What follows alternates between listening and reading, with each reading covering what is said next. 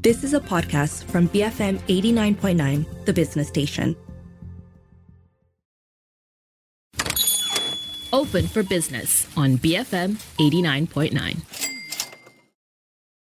This is BFM 89.9, the business station. I'm Rich Bradbury and welcome to Open for Business. This is the show where we explore the journeys of entrepreneurs, business leaders and innovators who are shaping industries and driving economic growth. Today we're diving into the world of digital scaling, perhaps a bit of e-commerce and investment with a young entrepreneur who's made quite a name for himself in some of these spaces. RoystonGKing is founder of Master Scaling, a company focused on helping businesses rapidly grow through the digital marketing and strategic scaling techniques. An investor, multiple best-selling author, and has been recognized on platforms like Forbes for his contributions to businesses and entrepreneurship. He's worked with billionaires, Fortune 500 companies, and high-profile brands, leveraging his expertise in growth hacking and business expansion. So today we'll be discussing his journey into entrepreneurship, how master scaling helps businesses achieve exponential growth, the challenges he's faced along the way, and what's next for him in the world of digital business. And of course, if you've got any thoughts or comments, you can get us on our U-Mobile WhatsApp number. It is 018-789-8899, or you can reach out to us on X. We are at BFM Radio. Royston, welcome to the show. How are you? Thank you, Richard. It's quite a setup there, right? There's a lot of stuff going off. Yeah, thanks for the great introduction. Appreciate it. You've been very busy by the sounds of things. Yep. Right. I think I first encountered your name on the Vulcan Post quite a few years ago. Was it? I think that's where I first saw it. But tell me a little bit about master scaling then. I mean, that's what we got you in here for originally. You claim to help businesses achieve rapid and exponential growth. Now, with so many digital agencies out there and other scaling consultancies, I'm sure you've seen them as well. What specifically sets you apart? Do you think? And can you share just a couple of verified case studies that you've kind of helped grow? Yeah, sure. That's a great question, and there's a dime and a dozen. So when I first started out in 2019, the best way to start, back then until right now, is to niche down. So back then, we had a niche in the medical dental field. Then when COVID hit, we had to pivot. We had to focus in the home improvement field. I started this in the US. So having a niche and just having like the most sort of results, case studies in a particular niche, as well as just being very well focused and knowing how to grow like a business from end to end. In a holistic aspect, not just the digital marketing side of things, but once we generate the leads, how to close the sales, the follow-ups, getting more reviews for the clients of ours. That's a great way to start. At this point in time, right now our focus is more on like partnering with usually bigger companies. So I've worked with like venture-backed startups. Right now I'm partnering with a few sort of bigger companies that I'm advising and working with them long term. So this is like a different strategy of mine. A few clients we've worked with. One is Jintel. That's a big client in Malaysia. The other is a public listed company in Singapore. It's called Samurai 2K Aerosol, but their HQ is in Johor. That's a big client as well. And I can name a couple more. But that's the strategy that we are focusing on right now. Tell me about the beginning of things. I mean, what were you doing before you decided to do this? I mean, I did some research. There's a lot of stuff that you do out there. You've got a YouTube channel, a couple of YouTube channels with a considerable amount of followers on there. What were you doing before all of this? Before you kind of started doing before you kind of focused on master scaling? Yeah, for sure. So actually, before university, I started like a clothing brand. So that gave me my foray into the world of like e-commerce, the drop shipping, those kind of stuff. Then when I was doing it, I delved into like social media accounts and stuff. So that right now, there are a lot of like social media brands just like do Instagram and stuff that they got sold to like Warner Brothers and stuff, So I was doing that back then since I started end of 2016. So ventured to e-commerce, then ventured into like social media accounts, social media pages like on Instagram, like YouTube, all over. But I wasn't showing my face. I didn't like build my personal brand stuff. You know, it was just like do different niches, do like fashion niche, like other like comedy niches and stuff. And nowadays you see like a lot of media pages. They just like repost content and stuff, and that's good enough. You know, that's a great viable strategy. You know, so that was what I was doing before this. I've seen that. I mean, I'll be browsing Reddit in the morning, and by mid-afternoon, I'll see that same post repurposed for a meme Instagram account, and there'll be hundreds of thousands of likes and shares and whatever. And you know they're monetizing it, you know, and that's a good way of making money if that's the way you're doing it, right? Now, when I was reading through some of the stuff, you've worked with billionaires, from what I've read, Fortune 500 companies, and some high-profile brands that you've already named. What exactly have you helped them to do and helped them to achieve? I mean, these are huge brands who have huge amounts of money to invest in very large scaling companies. Why would they come to you? What is it that you do differently for these brands to kind of go, hey, we want to speak to Royston. Let's speak with this guy? Sure. There are 4 divisions right now with our digital marketing advisory firm. The first is on social media growth. That's pretty straightforward. Second is on digital marketing. So like holistically, you know, like from paid advertising to SEO to like Google My Business ranking and stuff.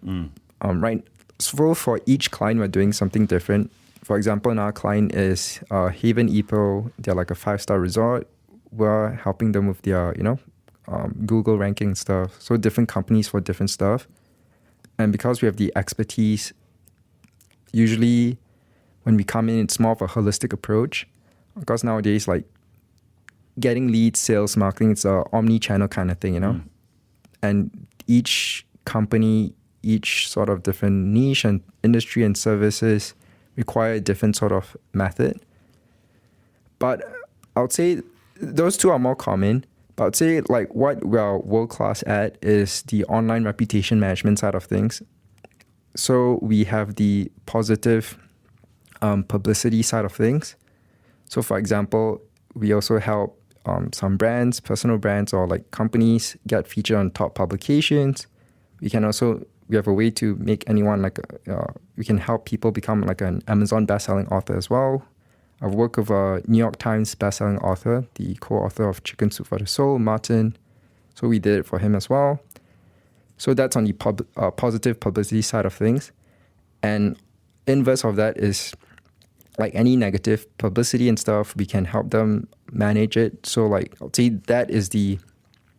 that's honestly like what we're world-class in, that it's almost like extremely difficult to find people with our capabilities for that. So online reputation management is one thing. SEO is another one that you that's like digital marketing. Digital marketing side of thing. So very much involved in the whole kind of scheme of things to make people rank better on search engines is essentially what it is. Yep. Okay. Which part of all of this do you enjoy doing the most, and which do you feel most of an affinity with? That's a great question. I don't have a particular affinity. It's more of like, like just we can work with cool brands that they have a great team. Like right now, we're also consulting with some like pre-IPO companies as well. So we're able to work with like a high potential brand, that help them scale further. Because what I've noticed the trend is a lot of these really successful companies, like usually like before the pre-IPO stage, is usually the founders, like the owners, like a boomer or something. So they're rare out of touch, and even like with the team, it's really hard to train them. So a lot of they're like trying digital marketing or e-commerce themselves, but a lot of things can be done way better. So that's where we come in and really partner with them for a long time. When you say way better, do you mean with a younger eye? our focus is on the bottom line. Now, everything we do ties down to profitability and sales. Okay. Yeah. All right, time for us to take a short break here, folks. I am speaking with RoystonGKing, the founder of Master Scaling, a company focused on helping businesses rapidly grow through digital marketing and strategic scaling techniques, amongst other things. I am Rich Bradbury, of course. You are listening to Open for Business. Become fabulous millionaires. BFM 89.9. It is, of course, BFM 89.9, the business station. I'm still Rich Bradbury, and I'm still here with RoystonGKing, the founder of Master Scaling, a company focused on helping businesses rapidly grow through digital marketing and strategic scaling techniques. Royston, so you identify as an entrepreneur, as an investor, as a business strategist, many hats. Talk to me a little bit about your revenue model. Break it down for me a little bit. Is your primary income from client services, from stuff like your online courses that you also do as well, or investment? So where does the majority of your revenue come from, would you say? Yeah, that's a great question. I'll say it's so for our digital marketing firm, it's bulk of it, as well as more focus on the long term, because sometimes, we partner with companies on like a, revenue share or Right. profit share or even equity share. So that's also like a longer term play. We also have a training program that shows people teaches people how to capitalize and monetize through digital marketing, social media. And the final piece that you mentioned is the investment side of things. So that's the longest term play. I've invested in a couple of startups. I also represent for example, Founder Institute in Malaysia as one of the directors. So that's more of like a even longer term play. Mm-hmm.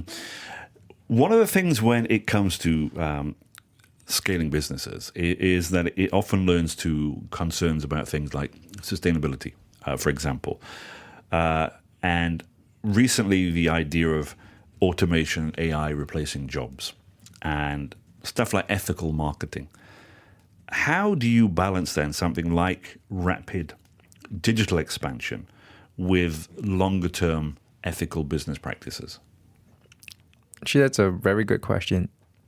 Because, for example, take Facebook, their motto is move fast, break things. Right. They're literally, we are big, we spend millions of dollars on Facebook and stuff, and they are a platform where there are a lot of, what I'm trying to say is when a company scales really fast, there's a lot of leakages and collateral damage, For example, the customers or clients might not be able to be fulfilled up to the same sort of quality of services and whatnot. And so many things, like mass hiring, employees, then letting them go. And just a couple of years down the line. Yeah, right? That's you see the big companies, big tech companies, a lot of layoffs and stuff. So I think that's like a dichotomy to be managed. For my own firm, I believe these values are really important because this is a very long-term thing, we're in business not just for a year, 2 years, for the next, decades or so, So I think it's always better to do what's right and try to manage things better because the customers, clients, employees, people, we're going to be in business for decades to come. Yeah. Not only that, but they have long memories as well. And for a business like yours, which foundationally you need good feedback from these clients, and if you're not ethical and things are not proposed to them in the way that they expect, this is the kind of thing that will bring a business down very, very quickly. Exactly. The concept and the idea is sometimes it will cost the business more money to not fix the solution. For example, issue a partial refund or a full refund. It might hurt in the short term, but it's better for the long term. As opposed to it might be better in the short term to not refund a customer that wasn't fulfilled to its best. But in the long term, they are you have arrows on your back, Yeah. So you're saying one of the things that you started off with 2016, 2017 was drop shipping. You know, there was a huge kind of bubble, if you like, in drop shipping. We saw lots and lots of people doing that. But I want to talk to you about successful entrepreneurs often encounter drawbacks, setbacks, failures, all of the things that nobody really talks about because they want to be seen as this shining light on social media and whatever. Life is perfect on social media, but we know it really isn't, right? What would you say has been one of the biggest failures or biggest setbacks that you've encountered? And how did you manage to find your way around it and come out the other side to where you are now? Yeah, I think that's totally spot on. You know, I've met a lot of entrepreneurs. I think some people have it easier than others, you know. Some people have it way more difficult. For me, I think my journey was extremely difficult, you know, relatively. Why? What made it difficult? You know, just nonstop challenges and stuff from the beginning to now. But I think the biggest, you know, a lot of mistakes, a lot of failures. I'd say sometimes like the biggest one is like, you know, it's not what you expect, you know. Let's say, you know, like, and this happened to some businesses. Let's say, like, you know, you do everything right and stuff, but just like, you know, you paid like a vendor that you thought would deliver, then you just run off of your money, you know, for example. I mean, you strike me as the kind of person who, you know, when I'd done my research, it's somebody who doesn't give up, you know, and finds a way to do something that they want to do, to be in a place where they want to be. Would that be about accurate? Yeah, when I was starting out, my grit, determination, perseverance was an all-time high. No? Right. And how do you feel about it now? Are you still as perseverant? Yeah. I'm 5 years into my journey. Things have changed a lot. My philosophy has changed a lot. You know, like how I think, everything behave is totally different. But I think for a lot of people, I think they can resonate. Like you watch a lot of interviews and stuff. A lot of them say the same thing. Like for example, Mr. Beast, you know, he even said the same thing when he first started out. He was like at a very desperate stage where he'll do whatever, you know. I was at that stage, so I could really like relate and stuff. Like when you're first starting out, like just do whatever, you know. It's like a totally different like beast inside of you. I think that's right. I mean, there comes a moment in your career or even in your life where something pivotal happens and you think, right, I either have to go down this road and focus on doing that, or I'm going to be lost in this world of noise. Did you have a moment like that? Yeah, exactly. You know, like the harsh reality of business is like, I try to, you know, I always practice to like do things right and not to view things in this way. But the harsh reality of business is it's competition, you know? So like, for example, in business there's the sort of 80-20 that applies to business as well, you know? Like usually the winners are the one where like they take majority of the share and stuff. So if you want to thrive in business, it's not good enough to survive. Because like if, for example, like if a business really do everything they can to like succeed at the highest level to like be number one in this fierce competition or like market economy and stuff, maybe that effort will only put them to like survive head above the water, you know? That's what I'm trying to say. So like in this business world, there's no such thing as, you know, oh, I just want to cruise or survive and stuff, at least in the space I operate in. Yeah. I mean, earlier you said that you'd had many challenges, you know. Give me one that really kind of stood out for you and you were like, this could be it. This is where I'm done. Many times I faced many sort of similar challenges like that. I can't really something I can't like disclose like like Was it money? Was it shareholders? Was it it's more money, like money? Right. Like sometimes like you don't do anything wrong, but let's say like Sunny, you owe like a big bill to something, then you gotta like pay up or like something along the lines. Okay. All right. We're going to take a short break here. I've got some more questions coming up for Royston, of course, just after these messages. He's the founder of Master Scaling. They're a company focused on helping businesses rapidly grow through digital marketing and strategic scaling techniques. I am Rich Bradbury. You're listening to Open for Business. We'll be back in just a moment. Business, finance, and more. BFM 89.9. It is BFM 89.9, the business station. I'm Rich Bradbury, of course. Welcome back to Open for Business. I'm speaking with RoystonGKing, the founder of Master Scaling, a company focused on helping businesses rapidly grow through digital marketing and strategic scaling techniques. Royston, the conversation that we are having outside the studio, and I'm sure you're having it on a regular basis, is this idea of how AI-driven marketing, we've got shifting consumer behavior, economic uncertainty, all good things, What do you think are the biggest challenges digital entrepreneurs will face in 2025? Is it AI or is it something else, do you think? Yeah, I think the mass adoption of AI, I think it's a race, it's a speed of and race, because now there are like dozens of AI apps being released, each day, each week, each month.